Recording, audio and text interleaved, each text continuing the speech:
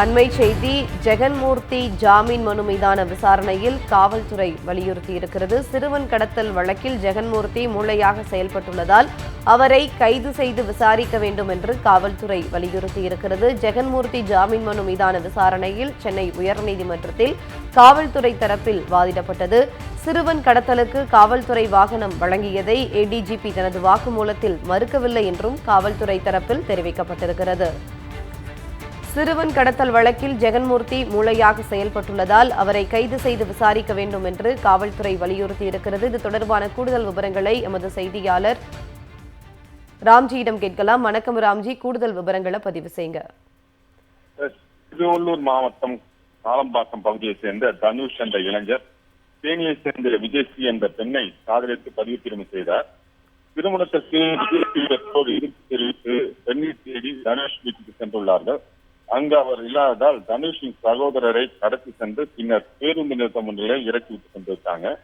இது தொடர்பாக தனுஷின் தாயார் லட்சுமி அளித்த புகாரின் அடிப்படையில் புரட்சி பாரதம் கட்சி தலைவரும் கேவிக்குப்பம் தொகுதி எம்எல்ஏவுமான ஜெகன்மூர்த்தி உள்ளிட்டோருக்கு எதிராக வழக்கு பதிவு செய்து காவல்துறையினர் பெண்ணின் தந்தை உட்பட 5 பேரை கைது செய்தார்கள். தன்னை காவல்துறை கைது செய்யக்கூடும் என கூறி ஜெகன்மூர்த்தி முன்ஜாமீன் கேட்டு சென்னை உயர்நீதிமன்றத்தில் மனு தாக்கல் செய்தார்கள். இந்த மனுவை கடந்த முறை விசாரித்த நீதிபதி வேல்முருகன் புரட்சி பாரதம் கட்சி தலைவர் ஜெகன்மூர்த்தி, ஏடிஜிபி ஜெயராமன் ஆகியோரை நேரில் ஆஜராக உத்தரவிட்டிருந்தார்கள். அதன்படி ஆஜரான ஜெகன்மூர்த்தி கடும் கண்டனத்தை தெரிவித்த நீதிபதி வேல்முருகன், ஜெகன்மூர்த்தி கடும் கண்டனத்தை தெரிவித்த நீதிபதிகள் போலீஸ் விசாரணைக்கு முழு ஒத்துழைப்பு அளிக்க வேண்டும் என்றும் உத்தரவிட்டிருந்தார்கள். அதே போல ஏடிஜிபி ஜெயராமனும் கைது செய்து விசாரிக்க உத்தரவிட்டிருந்தார்கள்.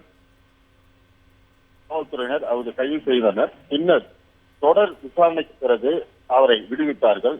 தொடர்ந்து ஏடிஜிபி ஜெயராமன் சஸ்பெண்ட் செய்து தமிழ்நாடு அரசும் உத்தரவு பிறப்பித்தது.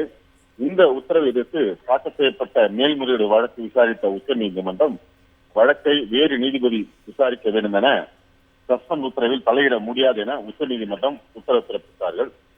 தொடர்ந்து விசாரணை வேறு புலனாய்வு அமைப்பு மாற்ற வேண்டும் எனவும் உத்தரவிட்டிருந்தது. அதன் அடிப்படையில் வழக்கு விசாரணையை சிபிசிஐடிக்கு மாற்றப்பட்டது. இந்த நிலையில இந்த வழக்கு நீதிபதி சந்திரன் முன்பு விசாரணைக்கு வந்தபோது காவல்துறை தரப்புல ஆஜரான அரசு கூடுதல் தலைமை வழக்கறிஞர் ஜே ரவீந்திரன் ஆஜராகி விசாரணை நிலை அறிக்கையை ஒன்று தாக்கல் செய்தார்கள். அதுல ஜெகன்மூர்த்தி சார்பில் ஆஜரான வழக்கறிஞர் அவர்கள் தரப்பு வாதங்களையும் நீதிமன்றத்தில் வைக்கப்பட்டது. காவல்துறை தரப்புல ஆஜரான அரசு கூடுதல் தலைமை வழக்கறிஞர் ஜே ரவீந்திரன் வாதிடுகையில் காவல்துறை முன்பு பூவை ஜெகன்மூர்த்தி அளித்த வாக்குமூலத்தின் முரண்பாடு உள்ளதாகவும், இந்த சம்பவத்துல தீவிரமாக ஈடுபட்டுள்ளார் என்றும், இந்த சம்பவத்துல மூளையாக செயல்பட்டவர் ஜெகன்மூர்த்தி என்று காவல்துறை விசாரணைக்கு ஜெகன்மூர்த்தி ஒத்துழைக்கவில்லை என்றும், அவரின் பதில் மனு தெளிவாக இல்லை என கூறி முன்ஜாமீன் கொடுத்தால் சாட்சிகளை கலைத்து விடுவார் மற்றும் பணம் பறிமுதல் செய்யப்பட்டுள்ளது என்றும், அவரை கைது செய்து விசாரிக்க வேண்டியுள்ளது என்றும், ஏடிஜிபிக்கு தொடர்பு உள்ளது, புகைப்படம் ஆதாரங்கள் உள்ளது, சமீபத்தில் ஜெகன்மூர்த்தியும் ஏடிஜிபியும் சந்தித்துள்ளார்கள் என்றும் நீதிமன்றத்தில் அரசு கூடுதல் தலைமை வழக்கறிஞர் வாதிட்டார்கள். இந்த வழக்கில் உங்களுடைய உத்தரவு பாடமாக அமைய வேண்டும் என்றும், முன்ஜாமீன் மனுவை தள்ளுபடி செய்ய வேண்டும் என்றும் காவல்துறை தரப்புல வாதிடப்பட்டது. இதனை அடுத்து இந்த வாதங்களை கேட்ட நீதிபதி இந்த வழக்கில் இந்த உத்தரவு பிறப்பிக்க வேண்டும் என்று இந்த வழக்கில் இந்த உத்தரவு பிறப்பிப்பதாக நீதிபதி ஜெயச்சந்திரன் தெரிவித்திருக்காங்க. கூடுதல் விவரங்களை வழங்கியமைக்கு நன்றி ராம்ஜி.